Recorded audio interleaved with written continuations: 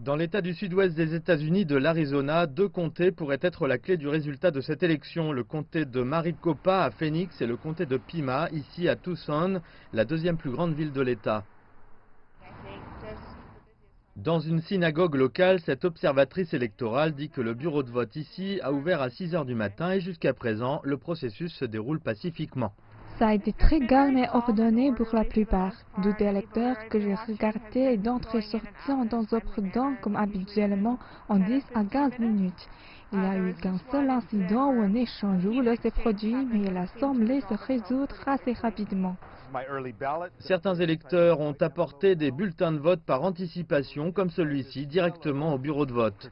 Ce journaliste a pu entrer dans le bureau de vote en renvoyant son bulletin de vote anticipé. Un matin plutôt calme et paisible ici au Temple Emmanuel, et quelques-uns d'entre nous en mesure de voter à l'élection présidentielle américaine.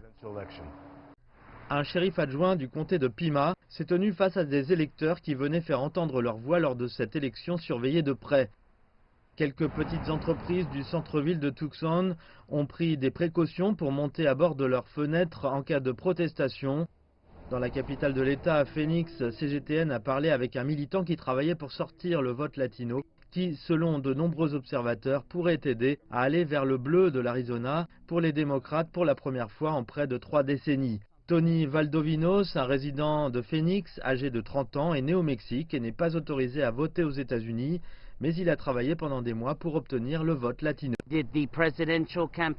On a-t-on fait assez pour que les latinos locaux viennent de certains des quartiers les plus profonds des latinos? Je ne pense pas. Nos communautés ont besoin de conversations authentiques en espagnol. Les bureaux de vote à travers l'Arizona fermeront à 19 h, heure locale. Une grande partie des résultats du vote devraient venir peu de temps après.